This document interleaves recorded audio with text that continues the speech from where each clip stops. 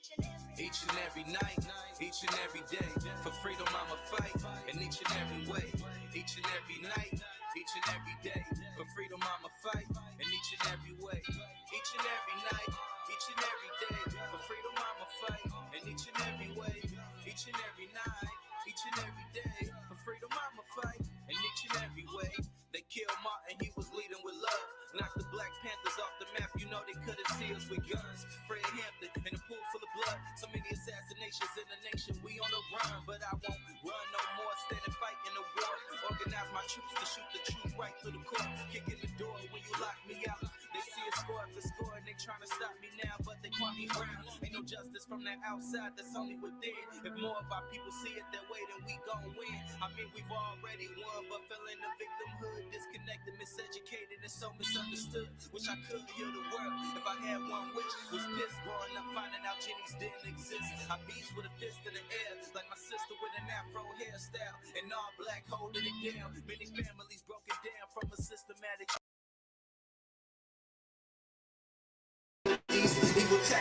Wake up, wake up.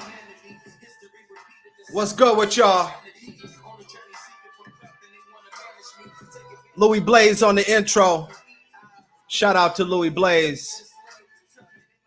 Welcome to the dark side of education, y'all. Good morning, freedom fighters. What y'all sipping on? You got your coffee? It's coffee in the morning for me. You feel me? Welcome to the dark side of education, y'all. I'm your host, Rashad Turner, founder and executive director for Minnesota Parent Union. Appreciate y'all tuning in. Again, that's Louis Blaze with the intro, Freedom Fighter. Appreciate you, Louis Blaze. Doing big things, Louis Blaze. N4, y'all check out N4. The youth holding it down, leading the way. We got a lot for y'all today.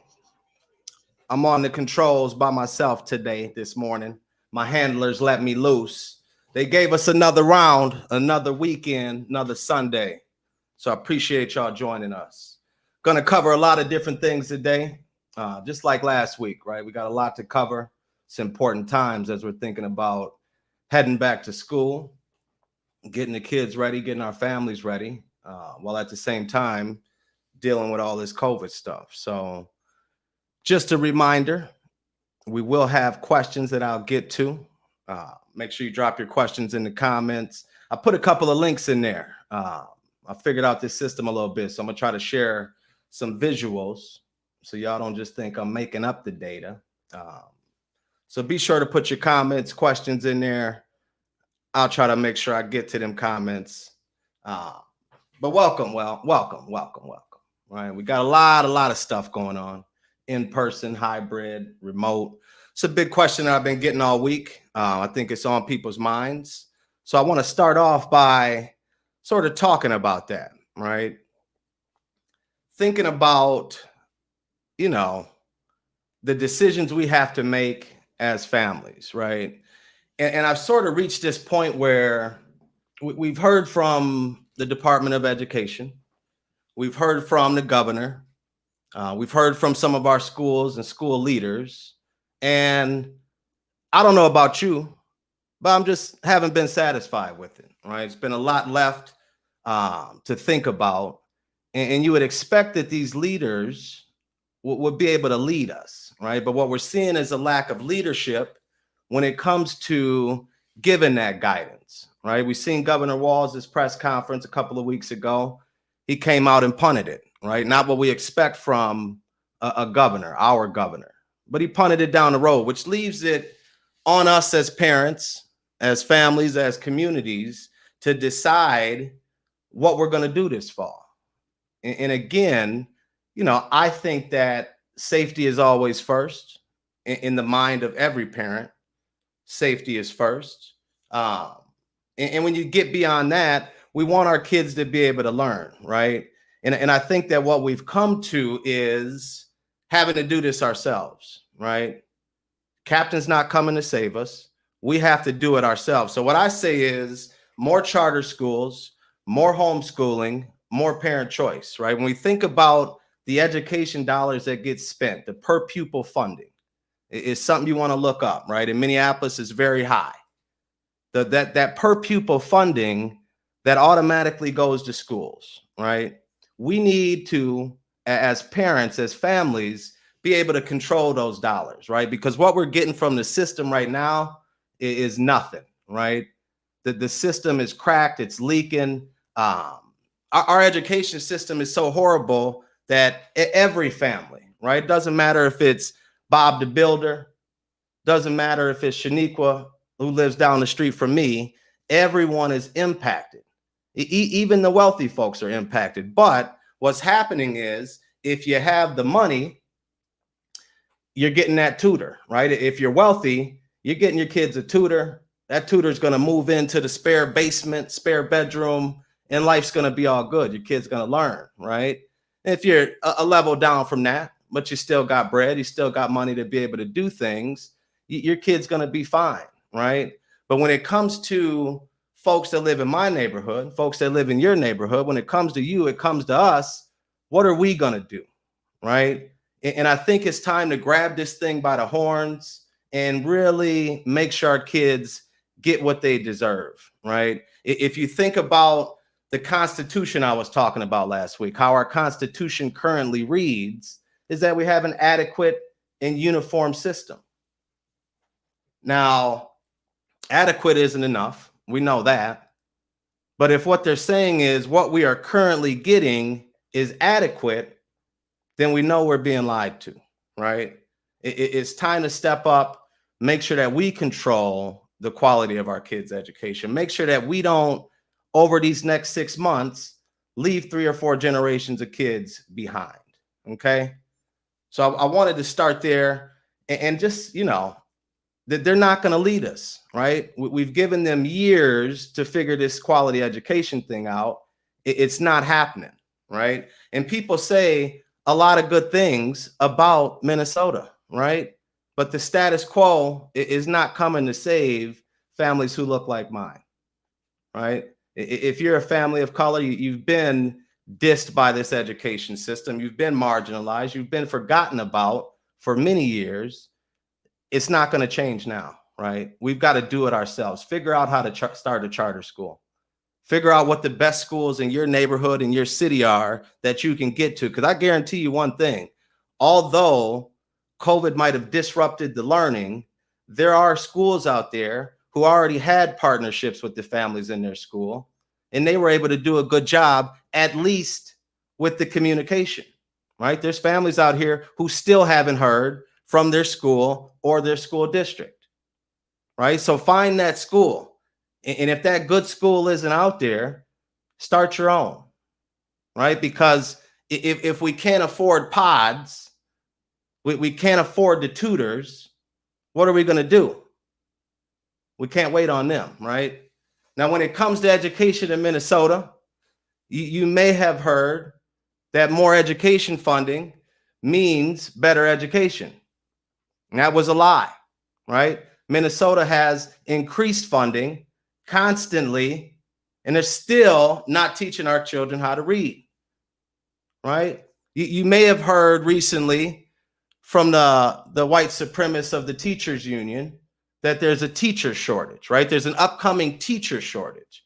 Well, I want us to think about something, right? One of my good friends pointed this out for me. If we look at history, and I just seen an article this week, 65 years after Brown versus Board, where are all the black teachers? And then you think about the rhetoric and the narrative that the union is pumping around the teacher shortage as if it's economics, right? As if it's supply and demand rather than what it really is. And what's that? A racist system with racist administration, who sort of battles this racist teachers union. So we got to peel it back a little bit, right? The teachers union, like I said, they'll put that wool over our eyes and we'll think that they have our kids' best interests in mind, right? That's a lie as well. And I get fired up early, you know what I'm saying? Thank y'all for joining me, right? Now, when it comes to children of color and low income families, you may have heard something like this: we can't teach them until we fix them. Right? We can't teach these children until we fix them. Well, that was a lie. That's a lie, right? We have to expect more, you know. Welcome to Minnesota, y'all. Right? We're going to keep it real on here. We're going to talk that talk. Vibe with me for a little bit. All right. Welcome to Minnesota. Minnesota nice. Where the white supremacists who run education here say we need more teachers of color. They say they understand the importance of more teachers of color. They even say how great more teachers of color would be for all of our children, right? They can even be seen sometimes trotting around a teacher of color just to make them look good.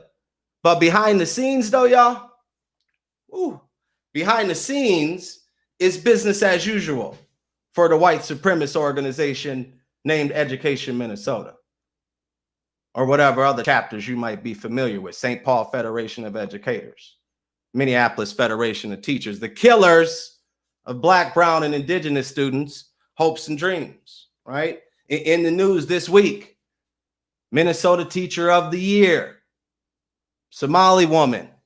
Wow, Teacher of the Year. Well, guess what? Fired, terminated, laid off, whatever you want to call it, she's gone. Why? LIFO, last in, first out, right? Last in, first out. Business as usual, y'all.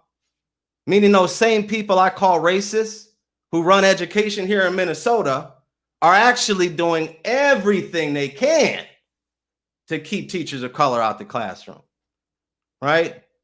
There's many ways these racists kill our kids' hopes and dreams, right? But we're going to focus on LIFO for a minute. Like last in, first out. Maybe you've heard about this. Maybe you haven't. Teacher of the Year, from finalist to actual Teacher of the Year to actual bye-bye, right? That's how great you are, that we're going to get rid of you. And if you've been checking out Twitter this week, these past couple of days, who's the biggest cheerleader out there? Education Minnesota. Oh, retweet. Oh, Black Lives Matter, right? But while at the same time they're doing all of that, putting on that show, trying to make it look good, Mr. Hassan's out of there. Teacher of the Year is out of there, and they know why, right? Now, before we dive more into the system, let's think about our children first, right? As a parent, most of us have had our run-ins with ineffective teachers. You know, those teachers that are calling you every time something's wrong, never give you a call when your kid's doing something right, right? We know those. We know those. And we've also had our run-ins with effective teachers, the ones who care about our kids, want to get to know our kids, have high expectations for our kids. You know, those teachers who put children first. They put our children first. You awake yet? Wake up, y'all. Let's go, right? Now answer this question for me, please. And actually, it's probably rhetorical, but, you know, and I say it's rhetorical because for most of us who put our children first, this question is probably a no-brainer. But just play around with it for a second. Which teacher do you want at the front of your children's classroom? The front of our children's classroom? Teacher one, who over the course of their 15-year teaching career has proven to be ineffective, has low expectations for our children, or teacher two, who over the course of 4 years has had high expectations of our children and has proven to be so effective, they were named Minnesota Teacher of the Year. All right, it's clear. And if it's not, you got to be a part of the union or something, right? It's clear who our children need, and they're out there, right? So don't give us this teacher shortage narrative. It's orchestrated. It's not real. because teachers of color are out here. And whether they're blocking us through the certification or the pathways, it doesn't matter which way they go. They're trying to keep us out. And it's obvious, right? But when it comes to the teachers unions, they're going to pick teacher number one. No matter how many black and brown kids they've kicked out of their classes, had dismissed or suspended over the years. No matter the number of students who they've referred to ELL based on the student's last name and accent, right? No matter the number of indigenous families they've referred to child protection for attendance reasons, but didn't even care enough to ask if the student was okay, right? That's who they'll pick. That's who the teachers union would pick to stay in the classroom when it's time for budget cuts. Over the woman of color, over the teacher of color. LIFO, right? Last in, first out. It's their way of keeping the plantation intact, y'all. It's the teachers union's way of keeping white supremacy in place, right? And if you think that, you know, this ain't making sense, right? There's no teachers of color out there. Oh, there's enough teachers of color out there. Well, let's look at something, right? I said I was going to try to share stuff today. Let me give this a shot.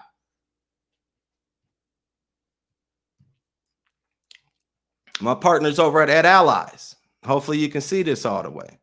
And if you look at this right here, teacher versus student diversity. 94.7% white teachers.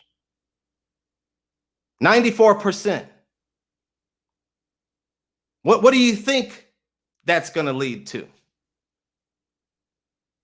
When you have, on the flip side of that, more diversity in your student body, right? You know that we have the diversity. You know that we need more teachers of color. That the value's clear. The data's out there, but here we go. Ms. Hassan, Minnesota Teacher of the Year, out of there, right? It makes no sense. It makes no sense. What else we got here, right? So if you think about, they get the, let me change this. Look at this. I gotta turn that stuff off, y'all. My bad. You think about what this allows the teachers union to do, right? I talked about that chokehold that they have on our kids' brains, right? It allows them to keep that in place, right? You get rid of Miss Hassan, who's done so much for her students and families, so much for that school, but she's out of there, right? In the streets, it's the police officers with their knees on our neck until we're screaming out, we can't breathe, right? Inside of our public schools, it's the teachers unions with their knees on the necks of our children who are screaming out, we can't read, right? You up now? Let's go, y'all. Because this is the real deal. We're out here getting played ever since March. You can go back beyond that, right? But we're out here getting played. And we got to understand that the teachers union isn't going to prioritize our children, right? Well, what does this have to do with MDE? What does this have to do with our governor? Why aren't they doing anything? Well, let me tell you this, right? And you might have to Google this to find this out, but the teachers union, I would say, controls the DFL party. DFL party controls MDE. So whatever the teachers union wants, that's what they're going to do. You want to know why? Because about 20% of our elected officials here in Minnesota, DFL elected officials, former union members, right? They have 20% of the power, if you will, right? And people don't buck the system. And that's what we have to do, y'all, is buck this system, right? You hear oftentimes people talk about good cops and bad cops, right? And how good cops need to stand up to bad cops and the system. Same thing applies to teachers, y'all. Good teachers should be so pissed off to see their colleague, Teacher of the Year, Miss Hassan from Burnsville Public Schools, be first out. Right? While we all know, and I ain't gonna say no names on this, but I was told there's a handful of teachers in that building who ain't worth the 3-ring binder our children's schoolwork goes into, and they get to keep their jobs, right?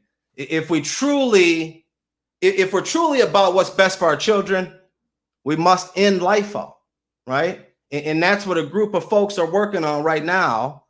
So join us, right? Teachers out there, educators, families, business leaders, we're all working together to put our children first by ending LIFO. It's happening now. You know, we can talk about the issues all day, y'all, but we have to continue to move from talk to action.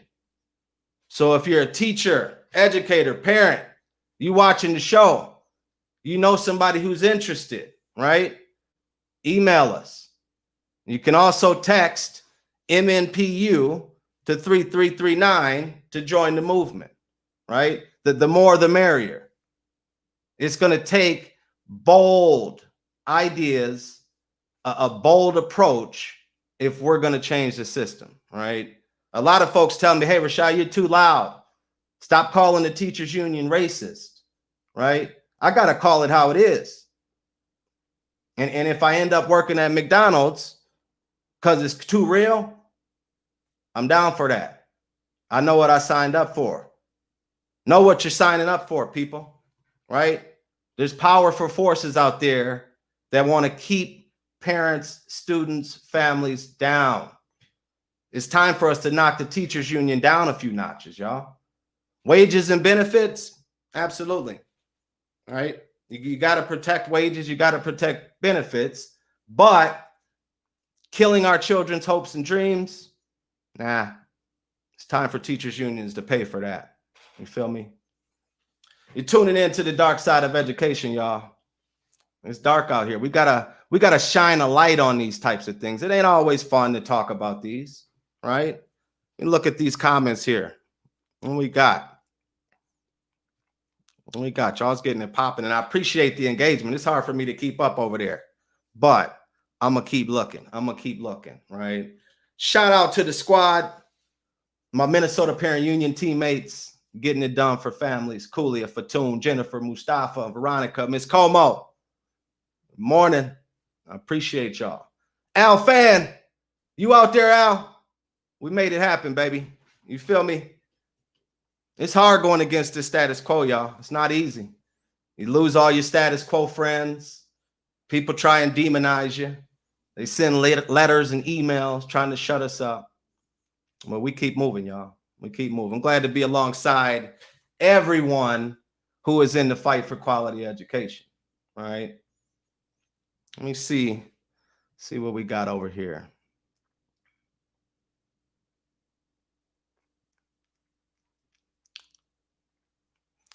Them comments is too bad. I can't even look. No.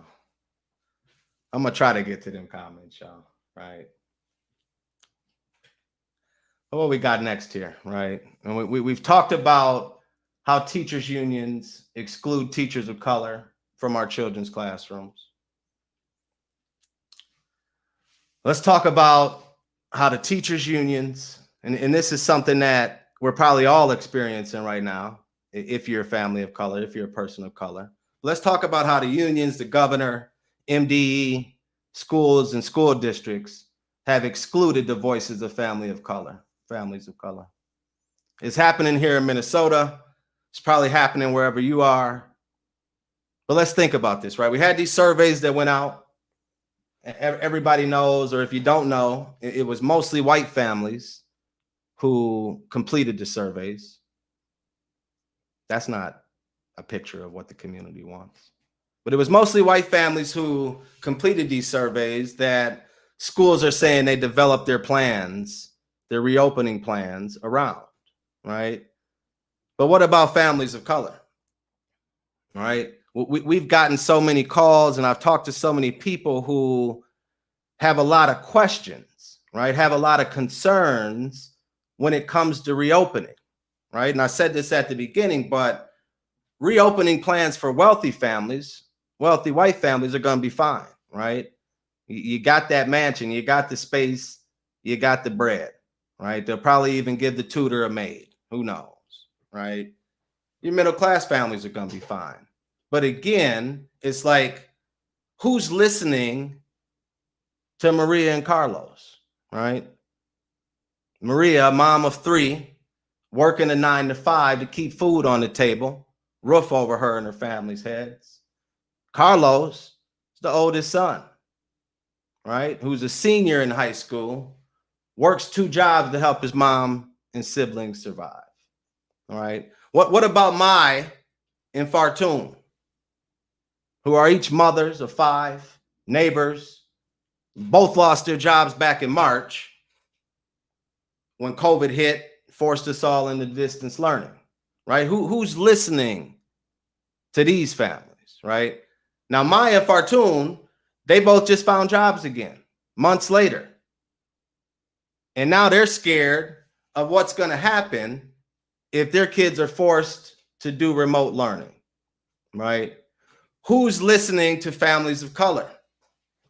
And I'll tell you, ain't that many of us, but there are, right? I told you I was going to mix in some solutions. It's going to get dark. We're going to talk about the dark things, but there's also groups of people out here trying to get it done for the communities, right? Because the system isn't listening. It hasn't been listening. So that leaves it on us in the community to stand up and make the system listen, right? Who's listening?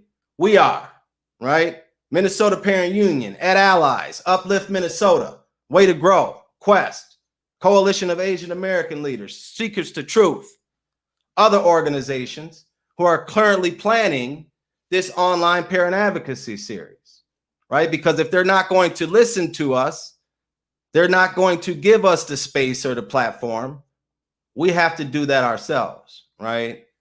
And this is going to be a platform for parents and students of color to express their thoughts, their concerns, their solutions on what schools should be doing, right?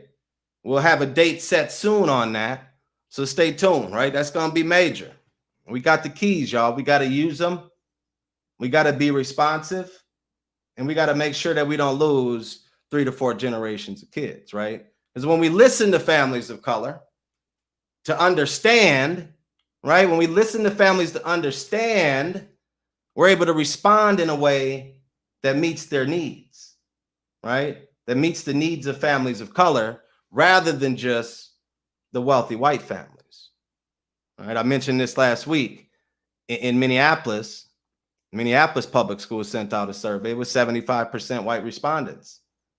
Now, if you live in Minneapolis, you know who's been running the public school system in Minneapolis. White Southwest families. It's got to change, right? It's got to change because the system isn't coming to save us, y'all. The system isn't coming to save us. When we see the data of how many kids can't read, that's criminal, right? And the system's not coming to save us. So it's one of those things that we have to do and continue to do as much as we can as nonprofits, right? As community members. Now's the time, right? Nakima, my sister Nakima says it all. The time is now. And she ain't lying, y'all.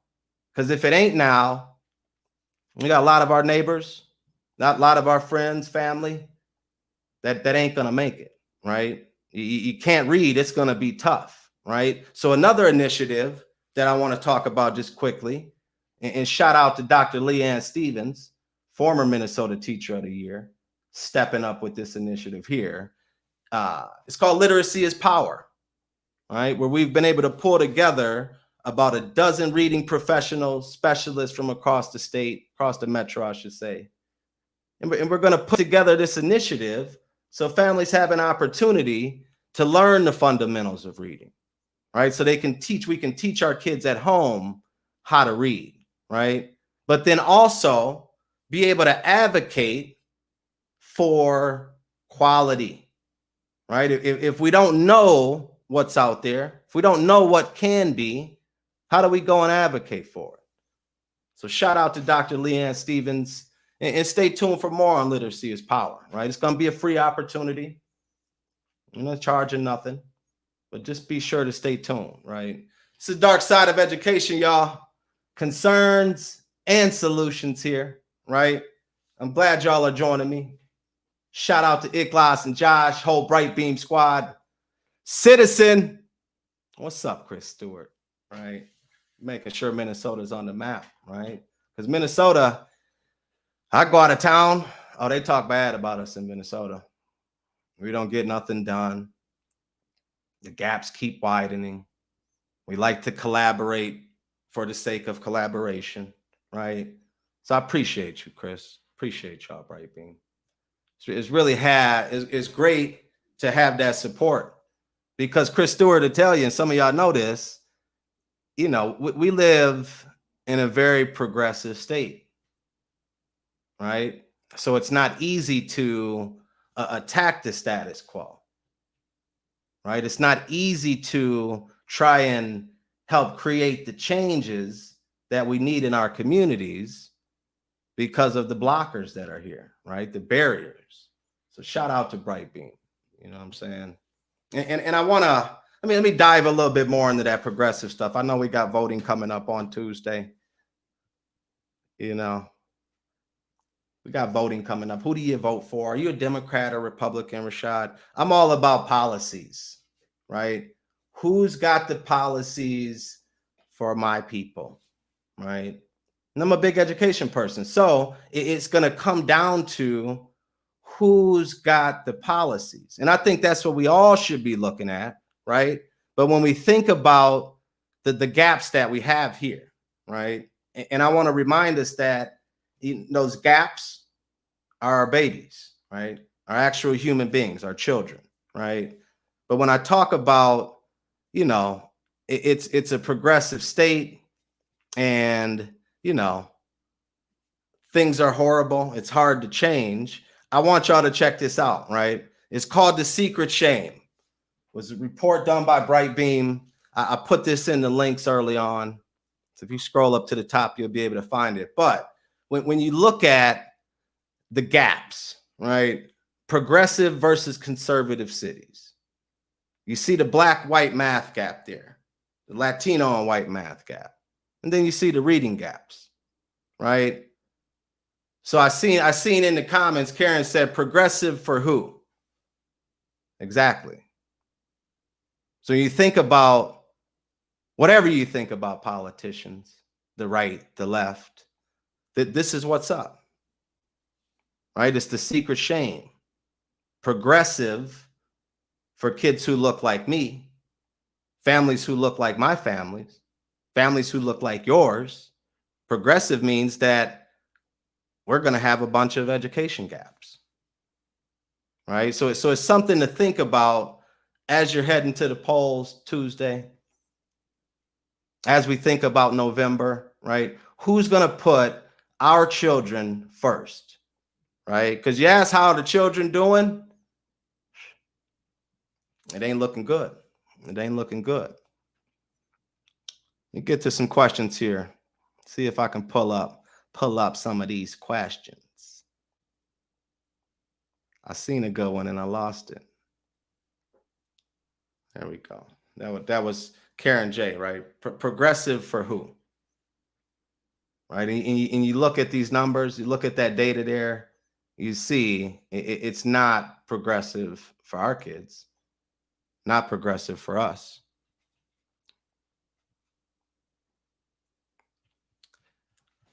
So what do we do, y'all? What do we do? Right? It's one of those things that, you know, we're in this situation of what I heard and what I like to call it now, educational chaos. All 87 counties in Minnesota are in educational chaos. What do we do? Right? We have to step our game up and take control of this system, because parents have the power, right? We don't always know it, but we have the power, right? I guarantee you that if a group of parents in your neighborhood, say y'all's kids go to the same school, you tell that school, hey, do it like this because this is what we want, or we're going on strike, right? What about a parent strike? I guarantee you they'll get right in line. All right, what do you want? And that's what we have to do. This system has been bullying us for years, right? Decades. What are we going to do? We're going to let it keep bullying us, right? Another question that came up this week: are public school teachers essential? I don't know what y'all think, right? I want y'all to really, let me know what you think. This is a tough one, right? Because as we think about, and last week, the one thing I forgot to get to was the fact that teachers have been working so hard since they went on spring break back in March. So when it comes to this question, what are your thoughts? Right? Are public school teachers essential? What do you think? Right? Now, if you think about the response right now from wealthy families, middle-class families, I'd say yes. Effective teachers, effective public school teachers are essential. Ineffective teachers, not so much. But what are they really getting to with this question, right? You have this nurses versus teachers argument, right? Nurses are in the hospitals. They have been. They haven't left. They haven't said it's too dangerous, too scary. But here we have teachers unions threatening to go on strike if there's in-person learning. What we also have is some teachers who are a part of those teachers unions threatening to go on strike because it's too dangerous. You have some of those same teachers getting paid $800 a month or more to teach a bunch of kids in a pod. What's the difference? All right. If a pod of 10 to 12 kids can be managed safely, I think it's fair that we expect our schools, our school districts, to be more creative, right? Because again, I'm not going to get it caught up in the safety argument. No one's going to tell me or tell my daughter's mom what we have to do if we feel something's unsafe, right? And the tricky thing is our children, and maybe not all of ours, but our children have been so impacted by this, being at home all day, every day, not getting the social aspects of school, not learning anything through the worksheets. But our children have been so impacted that our daughter, she says every day, I want to go back to school. I want to be in person. Why can't they figure it out? We could do this. We could do that. And it's like, as a father, of course, I'm going to listen. And my response is always, we're going to do what's safe. Right? Let's go to a comment from Maria. If they're essential, we need guidelines and pay and checkpoints to make sure kids are being looked out for, each kid. Right? But what are the guidelines? Right? When you think about accountability and you think about teachers, they don't want accountability. Right? If you were paid based on the quality, the effectiveness of your instruction,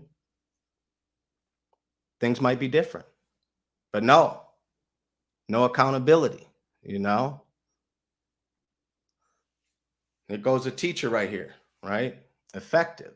Jesse, good morning. Jesse said, as a teacher who really cares right now, it's hard. I call families and bring them groceries and stuff, but I haven't found a great way to teach at this moment. And I feel you, Jesse. I guess my question would be, what are the schools doing, right? What is your administration doing? What are our schools leaders doing to make sure teachers have what they need to be able to teach, right? Because we have to respond to this situation. So Jesse, that's what's up. You're getting them groceries, bringing them stuff that they need, right? Kulia Pringle, one of our family advocates, is out there dang near every week doing the same thing. So it's like we have to respond to the needs, right? But we also have to push our schools administration, superintendents to be creative, right? It's been since March. So when I read Jesse's comment, haven't found a great way to teach at this moment, I put that on the school, right? What type of environment are they creating? Is it an environment of high expectations, or are they continuing along with the environment of low expectations, right? So Jesse, I hope you get some help from your school, right? Effective teachers need help too. But let's think about this a little bit more, right? The teachers union is screaming it's too risky to have in-person learning, but teachers are still getting paid, getting their benefits for distance learning. And some of them, like I said, are also being paid to teach pods, right? And I don't know for sure the argument of folks that say, public school teachers are not essential. But if I had to guess how it might sound a little something like this, right? Public school teachers are not essential because they have a track record of embarrassing outcomes when it comes to teaching children of color. Public school teachers have been on spring break officially since March. If public school teachers were essential, they would be back in the buildings teaching our children. Maybe that argument is something like that, right? But again, I think that it all comes down to us parents, right? Regardless of what the schools want, regardless of what the teachers want, it's about what we want. And if I know we want what's best for our children, we got to make it happen, right? Effective teachers are essential, and our children need to be learning when the school year starts, right? I expect Jesse and I expect other effective teachers to be able to figure out a way to deliver quality education this fall, right? That should be always the expectation. I don't care if school is at the park, if you've got a pop-up school at the rec center, and those are ideas that came from kids, by the way, the youth, right? Shows why we need to listen to the youth. But I don't care how you deliver it, it needs to be quality, right? And if your school's administration is standing in the way, well, that's where you got to organize, right? You have to do more. Let the parents at your schools know. Then band together with your partners, right? Because if you see parents as partners, you get more done, right? You can make quality education happen. I said earlier, our governor, he showed us that he lacks the leadership that's needed right now. Right? He lacks the leadership to ensure our children of color receive a quality education. This is about self-determination, y'all. It's time to rise up. Captain ain't coming to save us. It's not happening, right? It's time to free the minds of our children from that chokehold that the teachers' unions and progressives have had on us for years, right? By any means necessary, right? It's about self-determination. Captain's not coming to save us. We got to do it, right? Now let me get to some of these questions. I got a little bit more for y'all, but I gotta tell my handlers I need my handlers back next week. There's a question right here from Elizabeth. Thank you for your question, Elizabeth. Elizabeth says, I'm interested in hearing your perspective on COVID learning pods in their homes have been forming. Families hiring tutors, sharing childcare, doing rotations, etc. I saw the Parents Union posted an article about it too. So again, thanks for your question, Elizabeth. Here's what I think. All right, I think that right now, a lot of families are going to get left behind. All right, so more power to the folks that can do the pods. But I guess it's like I'm not all the way thinking about those folks.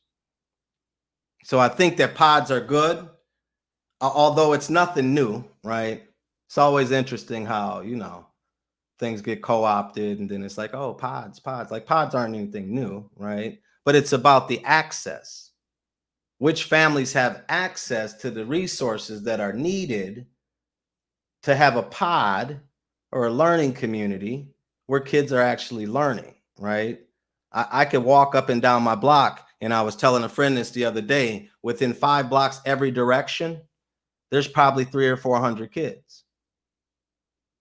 And I can tell you from my conversations with them or their parents that they can't afford tutors, right? Now, when it comes to childcare, I know families are working together.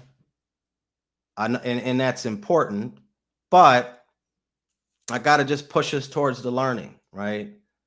How are families who are most in need, families who've been marginalized by the system, going to learn? How are their kids going to learn, right? And that's just something we got to think about. I think it's easy to sort of reach a certain point in life where you think you've made it, you think everything's all good, and you start to get caught up in that privilege, right? We all have to look in the mirror, check ourselves, and think about those who don't have the same privileges that we do, right?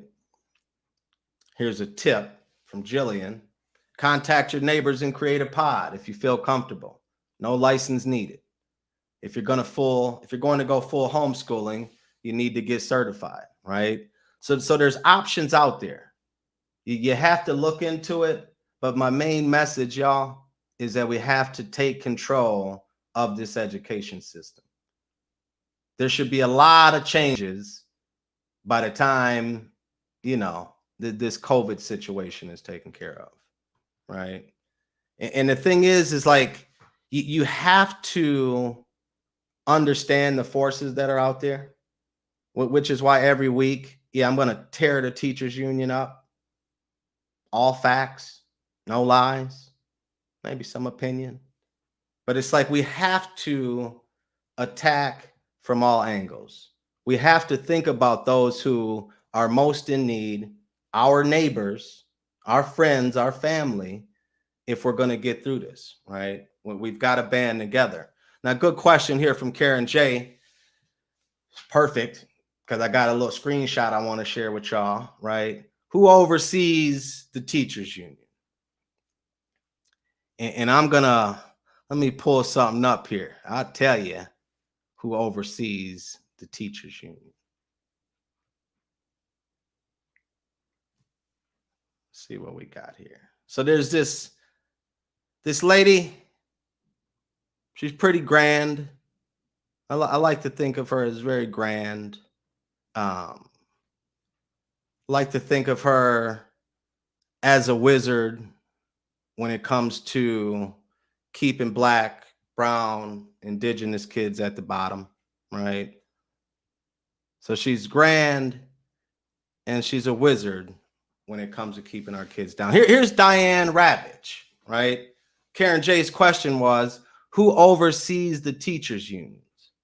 Now, there's a lot of unions throughout the state, throughout the country, but this lady right here, Diane Ravitch, look her up.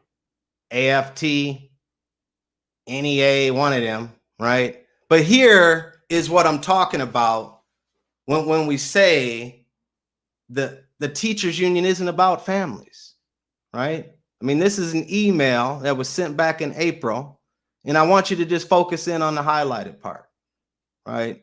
And it says parents should be required to pass fitness tests before being allowed to homeschool, and their home should be subject to state inspections to make sure the children are properly cared for. And just sit on that for a second.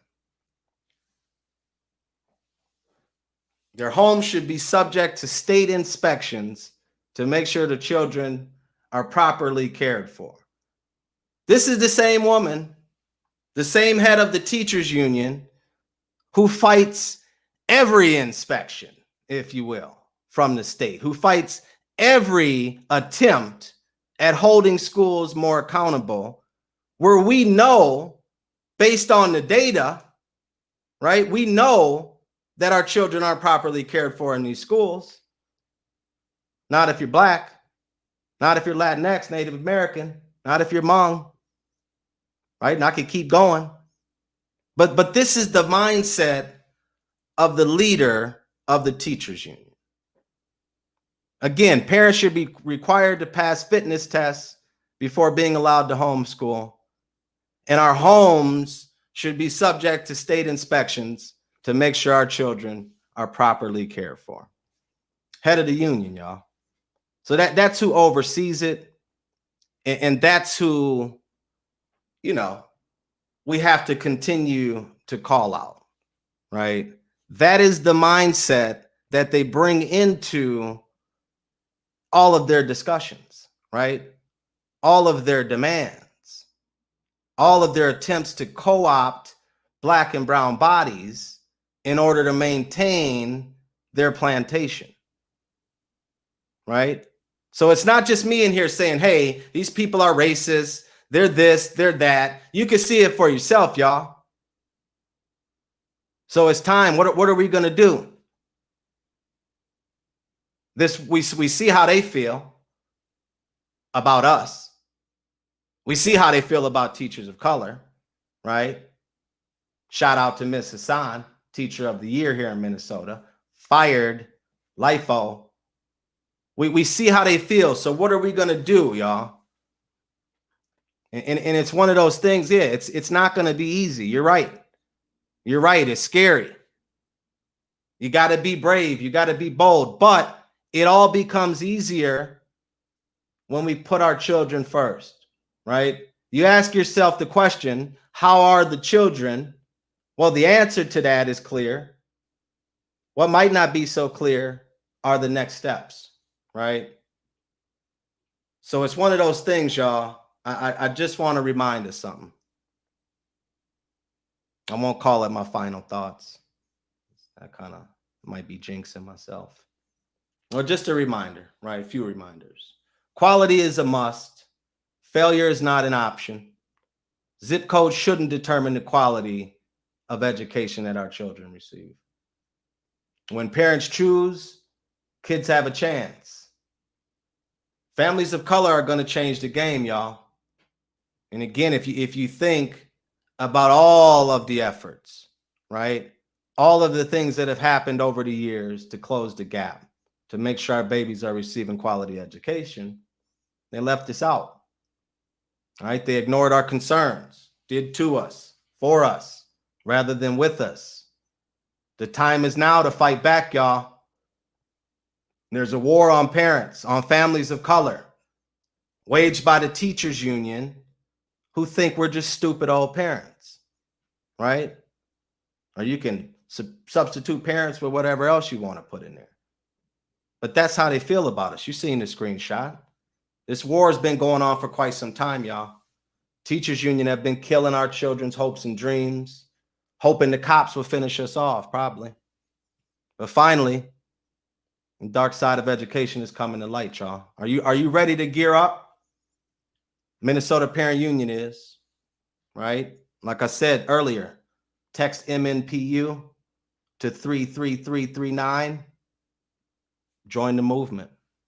We need everybody, all right? It's the Dark Side of Education. I'm Rashad Turner. We're on Justice for the Cities. Check us out on Twitter, Facebook. I appreciate y'all tuning in. Peace.